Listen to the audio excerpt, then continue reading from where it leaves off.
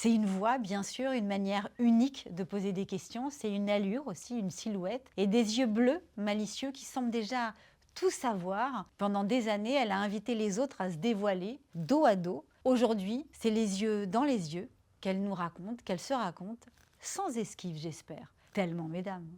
Qui je suis? Une bonne Française moyenne. Catherine Sellac, bonjour. Bonjour. Bon, alors, est-ce que je pourrais dire Catherine Cognier ou Bellac? Avec vous, il y a des histoires dans tous les sens. Même votre nom a une histoire, en fait. Ah, j'aime bien que vous commenciez comme ça. C'est très important pour moi le nom. Moi, je ne l'ai jamais voulu en fait. C'est bizarre d'ailleurs. Dès l'âge de 15-16 ans, quand j'ai commencé à faire du théâtre amateur, on m'a demandé sous quel nom pour faire l'affiche. Et j'ai pris le nom en fait d'une pièce de théâtre de Giraudoux qui s'appelle L'Apollon de Bellac. Ouais. Et comme mes initiales étaient déjà CC, considérées comme des initiales porte-bonheur, et ça s'est avéré vrai. Et donc, j'ai transformé le Bellac, qui est devenu Sellac. Et là, je suis très contente parce que c'est devenu vraiment mon nom officiel qui est passé au journal officiel. Chez Mesdames, on a un peu l'habitude de commencer en demandant l'âge de nos invités. Donc, est-ce que je peux me permettre de vous demander votre âge? Alors, vous savez, comme disait, il y a un humoriste qui disait ça et j'aimais beaucoup, il disait ne me demandez pas mon âge, il change tout le temps. Alors, c'est Alphonse Allais et j'ai 71 ans. Et alors, comment ça va à 71 ans? Alors, comment ça va? Qu'est-ce que ça dit de vous, cet âge-là? Ça dit que j'aimerais être immortelle, que la vie est absolument savoureuse, que la vie, il y a des embûches, évidemment, comme tout le monde, on en connaît tous, on connaît des épreuves. Et à la fois, moi, je suis très gourmande. Très, très gourmande. Qu'est-ce que ça veut dire? Alors, quand on parle de l'âge, et vous parlez de gourmandise. Parce qu'à tout moment, moi, quand je me réveille le matin, je veux que ma vie, elle soit un feu d'artifice. Donc, il faut que les journées soient jamais semblables, soient toujours différentes, qu'elles aient une saveur différente. C'est pour ça que je parle de gourmandise. Que ce soit à la fois pimenté, un peu sucré, un peu salé, et de rencontrer. Les rencontres sont très importantes pour moi. Alors, ça peut être quelqu'un dans l'ascenseur, comme quelqu'un dans un café, une terrasse, ou évidemment, dans le cadre de mon métier, toutes ces personnes rencontrées et qui ont sans doute m'ont beaucoup nourri et qui m'ont appris en fait à grandir. Parce que quand on prend de l'âge, vraiment, on prend évidemment des années, mais on grandit aussi. C'est très beau de grandir en fait. Tout ce que vous faites a toujours été très doux, parce que Thé ou Café, c'était aussi des émissions qui étaient très douces, avec des questions, même si elles étaient coquines ou crues, mais il y avait quelque chose il y avait une tendresse en fait, c'était charnel, et il n'y avait pas ce truc un peu agressif qui peut exister aujourd'hui. Oui, parce que il y a eu une période où les interviews étaient très agressives. Il y a eu la période Ardisson qui a très bien fait son travail. Attention, c'est un professionnel formidable. Il y a eu Fogiel. Et moi, je suis arrivée à peu près à cette période, enfin un petit peu avant, bien sûr, mais j'ai connu, en fait, j'étais confrontée aussi à cette période d'interview qui était assez cash, assez directe. Et moi, je ne sais pas faire. Je ne sais pas faire ça. Et donc, je suis restée avec mes capacités, c'est-à-dire de plutôt utiliser effectivement la douceur, l'écoute, l'empathie pour obtenir en fait des résultats qui, moi, m'apparaissent assez similaires, en définitive, parce qu'on obtient beaucoup plus, en fait, dans le choix des mots aussi. Si on veut obtenir une réponse, par exemple, à une question qui est un petit peu délicate, un mot ne vaut pas un autre. Donc, il faut peser, en fait, les mots qui sont utilisés pour obtenir aussi les bonnes réponses. Et les réponses qui viennent du cœur. Quand vous parlez des mots, justement, il y en a un qui est très important, c'est le mot potiche. Parce que dans votre livre intime, il revient souvent. Et vous l'avez été, potiche, et ça a été une douleur, ça a été une souffrance. Et puis vous en êtes sortie aussi, vous n'avez plus été potiche. Oui. Potiche, je l'ai été parce qu'au début, effectivement, moi, je n'ai pas fait d'études, je suis vraiment autodidacte. Je suis rentrée à France Télévisions, enfin à France, qui était Antenne 2, hein, bien évidemment, avant, par concours. Et je me suis retrouvée notamment, effectivement, je le raconte un peu avec Jacques Martin, qui n'est un très bon professionnel, mais qui n'était pas un homme très, très vertueux. C'est-à-dire que c'est un un mauvais partenaire. En fait, vous étiez, je vous arrête 2 secondes pour qu'on comprenne bien. En fait, c'était l'émission Incroyable mais vrai. Incroyable mais Ouais. vrai, et vous deviez co-animer Voilà. tous les deux. On était des partenaires, on devait être des partenaires. Évidemment, lui, c'était un homme très connu, très célèbre. Et moi, à ce moment-là, je pense que je présentais les programmes. Et donc, on est venu me chercher en disant, tiens... Vous étiez speakerine, en fait. Speakerine, exactement. Puis, voilà, elle va faire le boulot, mais ça va être potiche ou plante verte. Pour moi, c'est les deux, hein, c'est l'un ou l'autre. Et j'arrivais, en fait, pour l'émission, c'était en direct, c'était dans une très grande salle qui s'appelait l'Empire, il devait y avoir 2000 personnes, et il ne me disait pas quel était le contenu de l'émission. Donc, j'étais réellement la potiche, parce que j'étais la blonde, vous voyez. C'est-à-dire qu'il refusait, en fait, de vous donner les informations. Bien sûr, bien sûr. Donc, on arrivait, applaudissements, bonjour, voilà. Et en fait, toute l'émission se déroulait. Et moi, je parvenais à dire peut-être 2 mots et à sourire béatement. Voilà. Et ça m'a beaucoup humiliée, ça c'est certain. Bien sûr. Et ça m'a appris aussi, voilà, à prendre ma place, à m'imposer. Et j'étais sans doute un peu jeune, sans doute à ce moment-là, et un peu trop fraîche pour lui dire ce que j'en pensais. Vous ne m'avez pas raconté quand même que Jacques Martin, il a essayé de vous sauter, l'air de rien. Alors, je le dis, oui, quand même. Oui, enfin, il vous a soir, invité à dîner. Voilà, un soir, il m'invite à dîner et il me dit on rentre ensemble. C'était hors de question de rentrer ensemble. Voilà. Mais c'était, vous savez, c'était la période, en fait, je pense que ça existe encore, hein, malheureusement, parce que MeToo est passé par là, mais ça ne suffit pas. Et donc, oui, bon, il y a eu cette période où les hommes étaient très puissants. Voilà. Très puissant à la télévision. Et puis cette période aussi où tout d'un coup, vous apprenez, l'air de rien, comme ça, par un journaliste, que votre émission, c'est fini et qu'elle ne va plus exister et que vous êtes viré. Oui.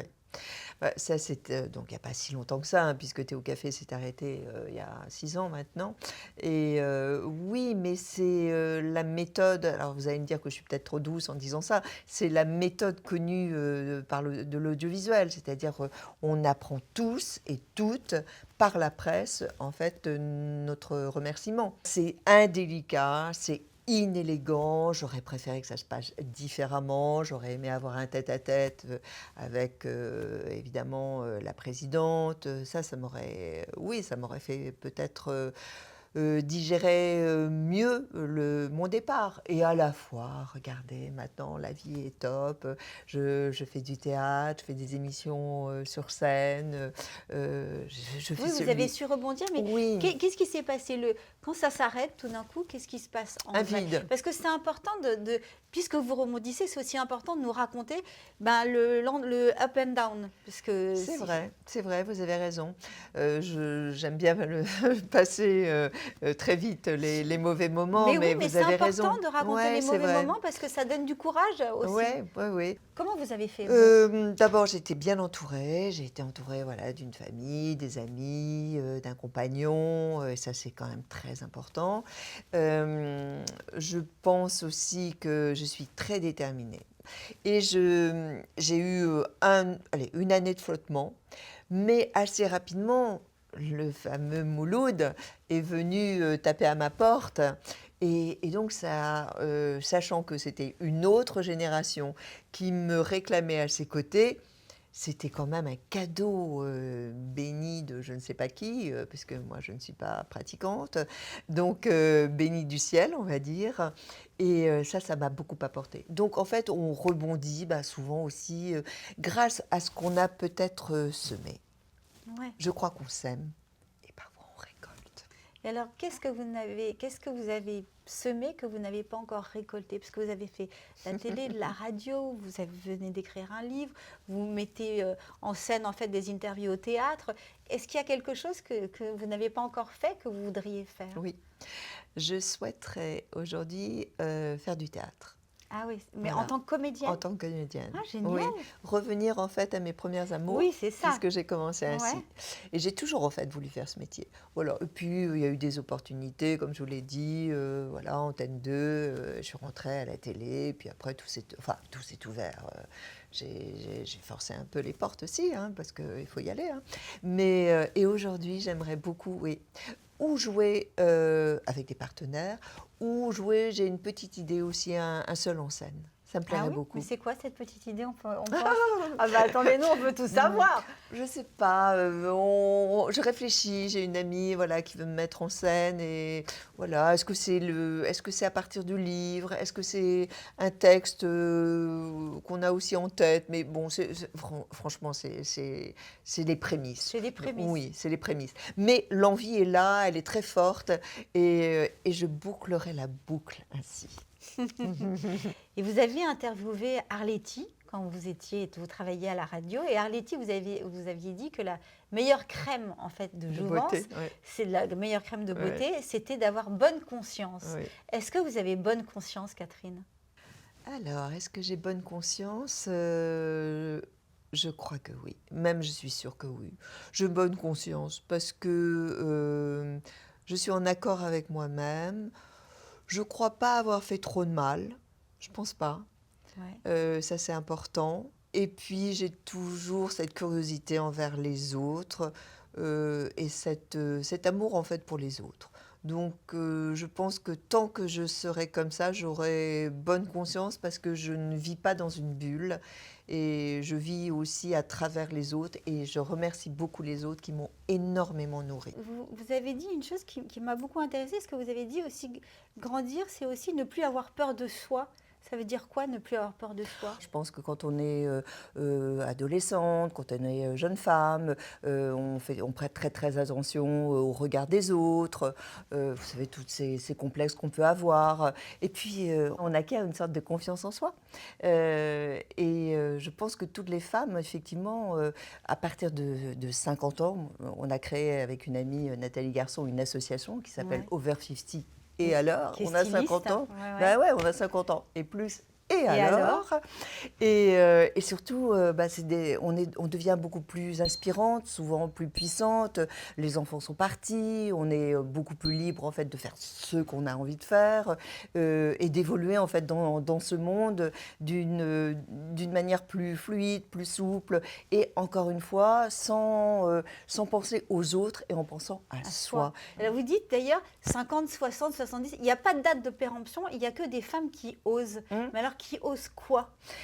Oser s'accepter, oser s'aimer, oser aller de l'avant, oser être audacieuse aussi. À 50 ans, on peut aussi changer totalement de mode de vie, on peut changer évidemment de travail, on peut changer de mec. Aussi, il y a beaucoup de femmes, effectivement, à partir justement de cette période-là où les enfants s'en vont, ils se retrouvent en couple, ils se rendent compte qu'en fait, que ce sont les enfants qui ont été le ciment en fait, de leur couple et qu'ils s'entendent plus très bien, voilà. Ils n'ont plus exactement les mêmes hobbies, ils n'ont plus les mêmes centres d'intérêt, ils parlent plus la même langue et c'est ça aussi, c'est à tous les âges. Ou alors l'homme part pour une femme plus jeune.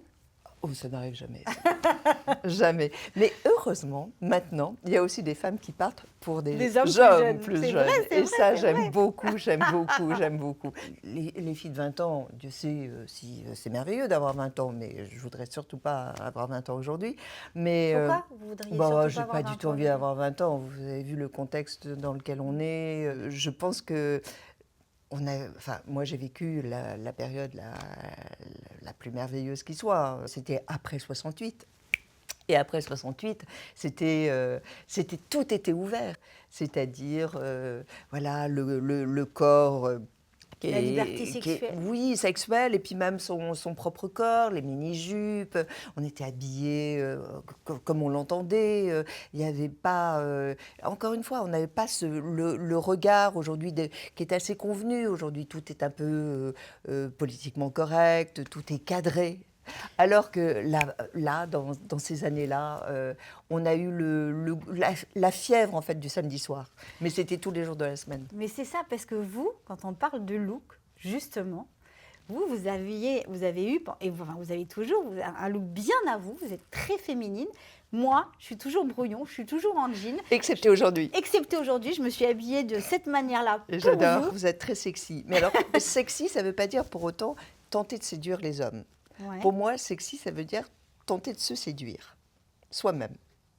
Parce que faut arrêter d'avoir un comportement qui doit satisfaire les hommes. Vous voyez ce que je veux dire? Je vois très C'est-à-dire, bien ce que vous voulez on dire. doit se séduire Ouais. entre nous Ouais, déjà, soi-même, et entre femmes aussi. C'est Bien très sûr. important. Voilà. Mhm. Le regard, moi, le plus joli compliment qu'on puisse me faire peut venir d'une femme, moins d'un homme, parce que c'est toujours suspect.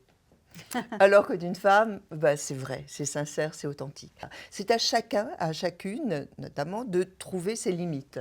Voilà. Mhm. Alors, bien sûr, je ne me mettrai pas en mini-jupe aujourd'hui, parce que, voilà, ce serait déplacé par rapport, non pas encore une fois aux autres, mais par rapport à moi-même. Voilà. Mais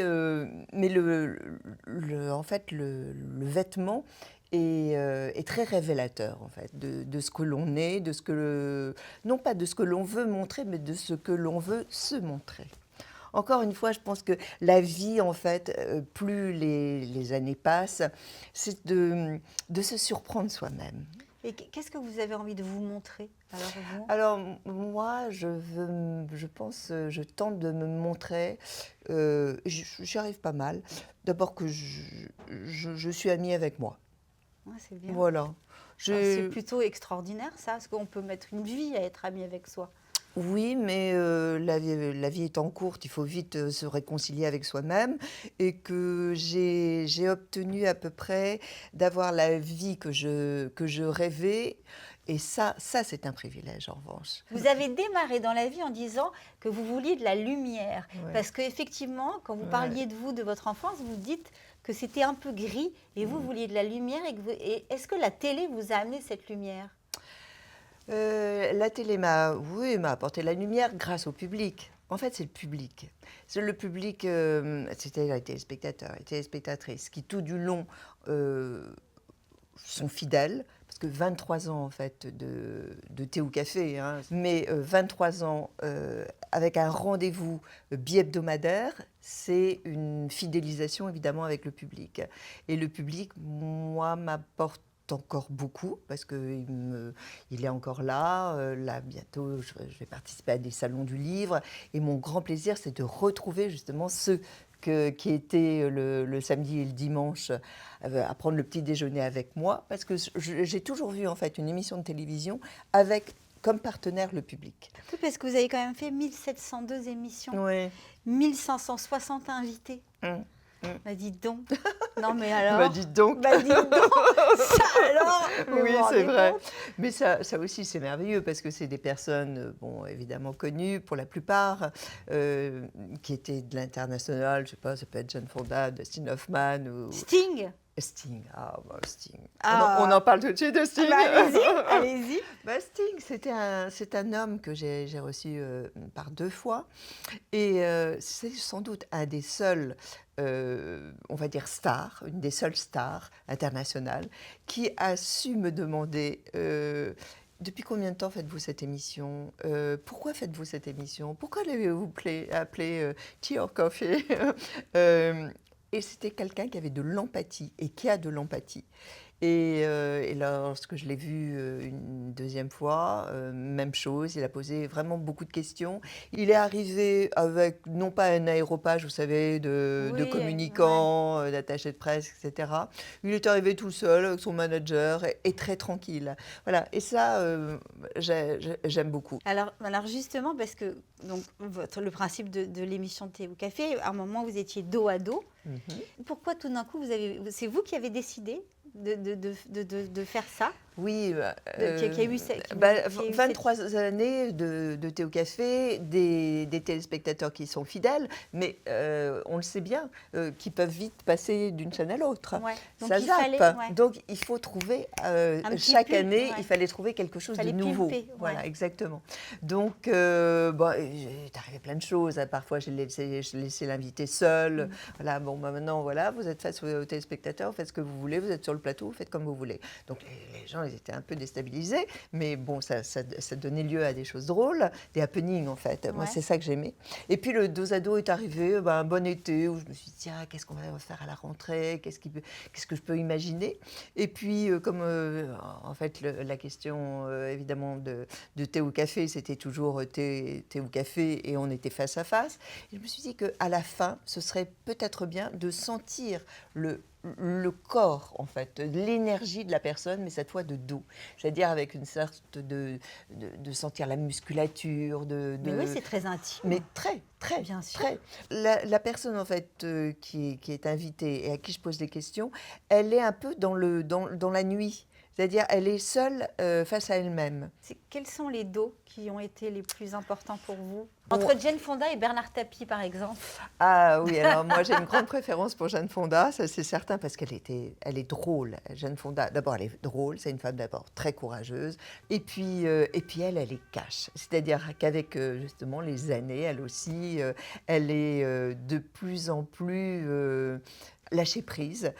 Quand elle me dit dans le dos à dos, qu'est-ce que vous offrez, je lui pose la question, qu'est-ce que vous offrez à vos amis à Noël? Un sextoy, quoi. Bon, et tout à l'avenant, c'est-à-dire qu'il n'y a plus de filtre. Ou même Aline Renaud, quand je lui demande comment vous appelez le sexe masculin, elle me répond une bonne chose. Et alors, dans les mauvais souvenirs? Non, parce que même dans votre livre, vous en parlez. Donc, on peut en parler. Mais par exemple, Bernard Tapie.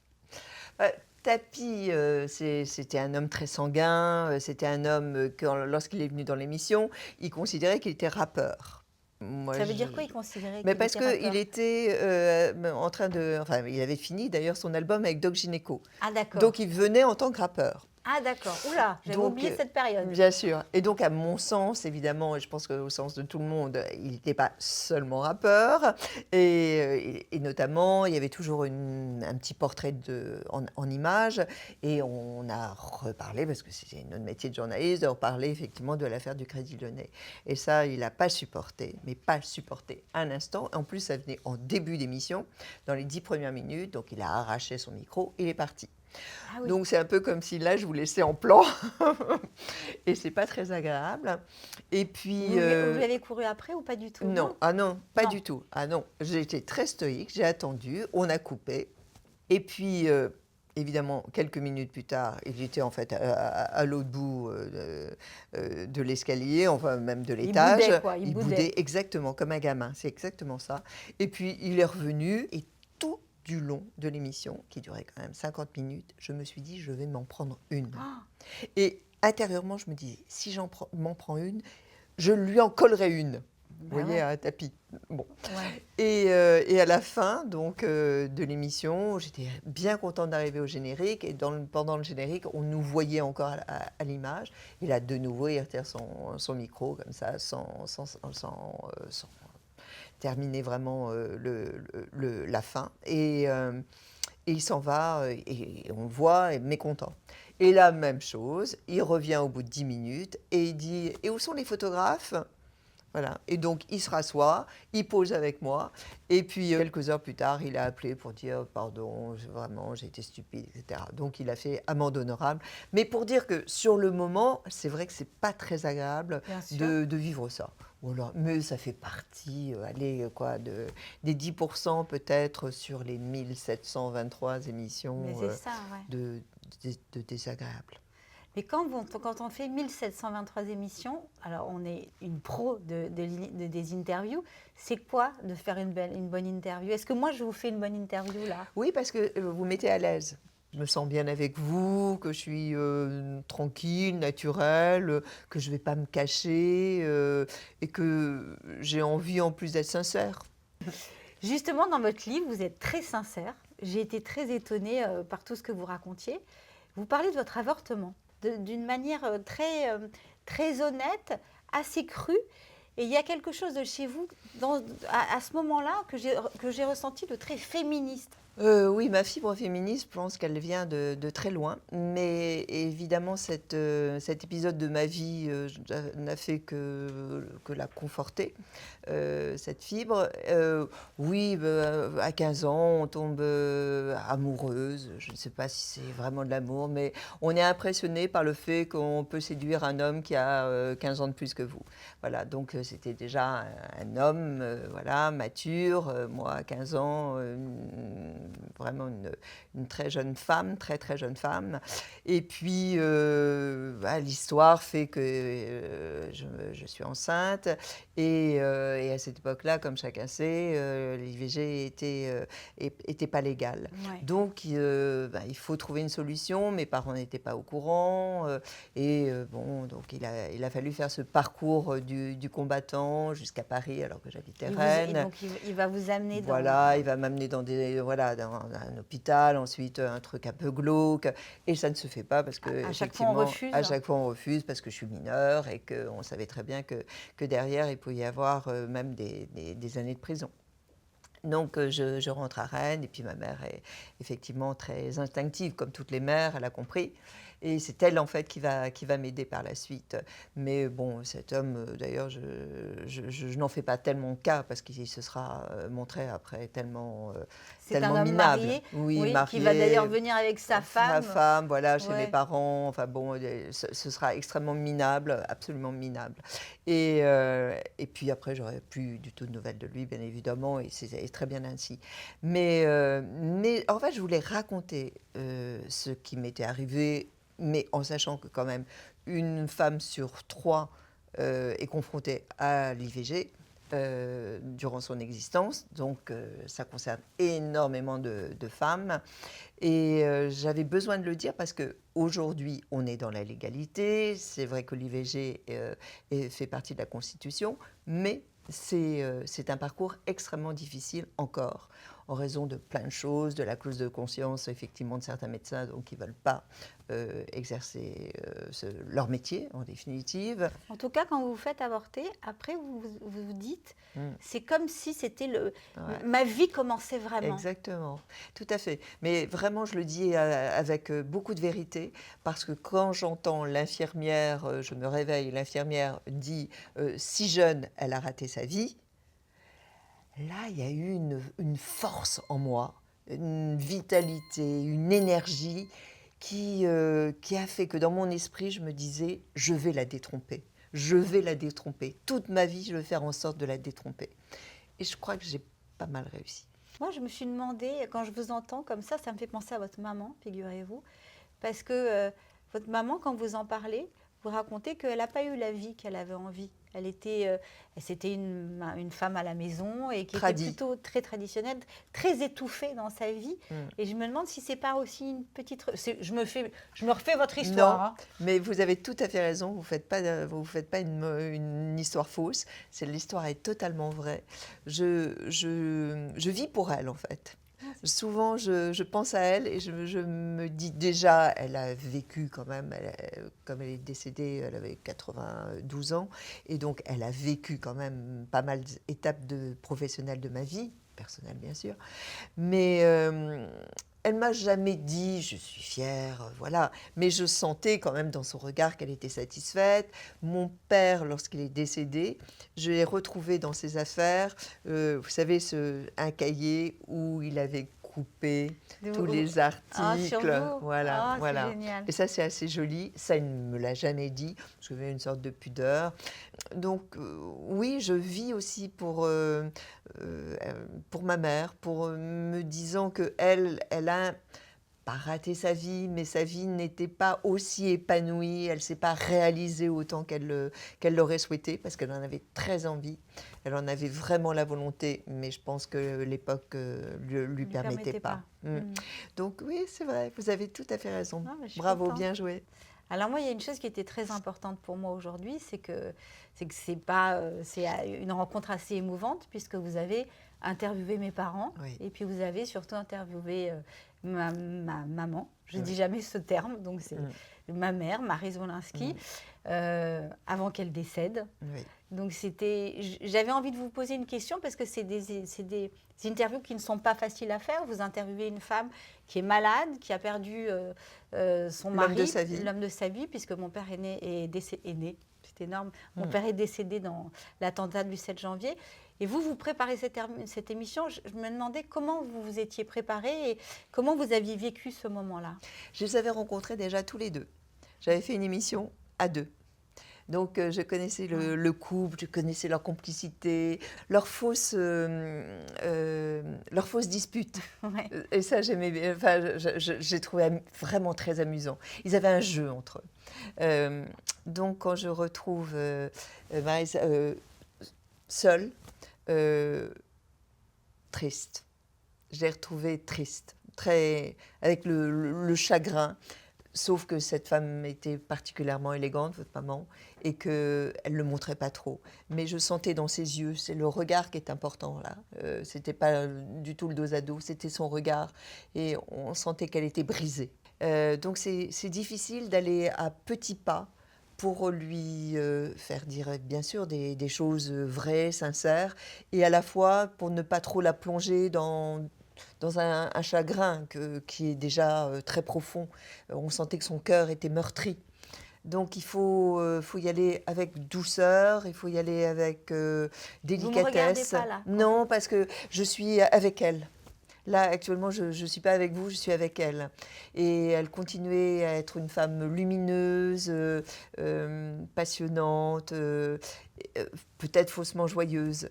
Mais je garde voilà, cette dignité, ce respect qu'elle avait pour son homme. Voilà, elle ne voulait surtout pas montrer ce chagrin, parce qu'elle était pudique. Et on sentait que toute parole qu'elle disait, il était présent. Quand vous dites je lui parle, ça veut dire quoi? Parce que quand je vous ai dit, vous ne me regardez pas, moi j'avais pensé... Oui, je parle à votre maman. Là, actuellement, je parle à votre maman. Et ça veut dire quoi? Je lui parle parce que je retrouve en fait des émotions que j'ai eues durant cette émission-là. Et c'est à elle que je parle. Je ne parle pas à vous.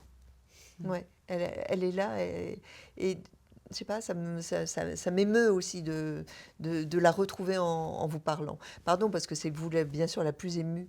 Mais en préparant l'émission, je me souviens que c'était très... Quand je vous parle des mots, là, vraiment, j'ai pesé beaucoup mes mots. Ouais. Pour ne pas trop l'atteindre, alors qu'elle était déjà beaucoup. Je vais vous demander de faire quelque chose que vous faisiez justement à vos invités. Nous, vous proposiez à vos invités de les laisser 60 secondes. Nous, on n'a pas 60 secondes, mais je vais vous laisser 10 secondes comme ça. Je vais m'en aller, je vais vous laisser faire ce que vous voulez. D'accord. D'accord? D'accord. Ça vous va? Ok, très bien. Moi, je reviens. D'accord. Ok. Alors, 10 secondes, c'est court et à la fois, c'est très long. Je sais que vous êtes en train de regarder Mesdames, qui est une émission qui pétille. Moi, ce que j'aime déjà, c'est les couleurs de cette émission. J'aime l'orange, j'aime le rose. La vie, elle n'est pas toujours de cette couleur-là. Mais moi, je tiens à vous dire que la vie, elle est pleine de surprises. Elle est pleine de curiosité, et puis aussi de traits d'union. Voilà, il faut se tendre la main. Et dans l'émission, moi, j'aimais bien vous tendre la main quand vous la regardiez. Et là, aujourd'hui, avec Elsa, j'ai aussi envie de vous tendre la main, vous dire qu'on a passé quelques minutes ensemble, et c'était bien, c'était chaleureux, et que l'humanité, moi, j'y crois. Je reviens. Je tiens mon petit micro. Je reviens en tenant mon petit micro quand même, parce du coup, il est tombé. J'avais envie de vous demander juste un dernier mot pour la fin. Qu'est-ce que ça serait? Joyeux. Joyeux? Ouais. Oui. Pourquoi joyeux? Parce qu'il faut être joyeux. Oui, c'est important. Oui, d'abord, c'est une élégance envers les autres. Et puis c'est la méthode Coué. Il faut être joyeux, joyeux. Et puis, on le devient. Mais même si, je comprends, il y a plein de gens aussi qui vivent des choses dures, mais il faut se dire que tant qu'on a la vie, On doit avoir du plaisir. Et pour ceux qui sont partis, il faut être joyeux. Moi, j'ai envie de vous embrasser. Je le fais jamais. Hein. Oui, je suis d'accord. Vous êtes d'accord? Oui. On peut s'embrasser? Oui. On se fait un câlin. On se fait un énorme câlin. Vous voyez, non, c'est pas un dos à dos, c'est un sein à sein, en fait. Oui. Merci. Merci à vous. Beaucoup. Merci beaucoup. Et dans cette émission, on fait aussi des photos. Ah oui, très bien. Des selfies? Des selfies. Sûr. Vous aimez bien de faire Oui, des selfies? oui, faisons des selfies. Alors, me dites si ça vous plaît. Ah, vous êtes trop tendre.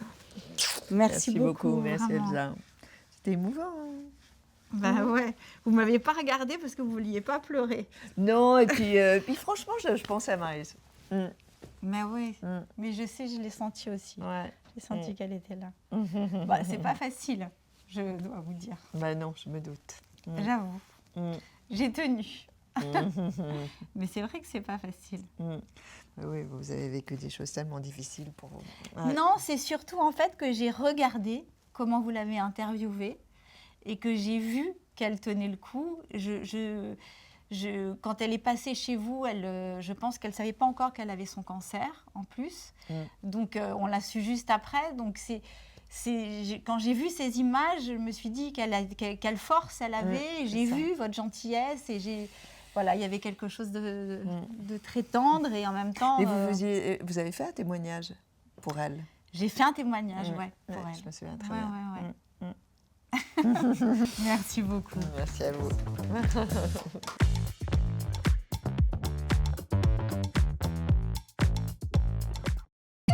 Mesdames,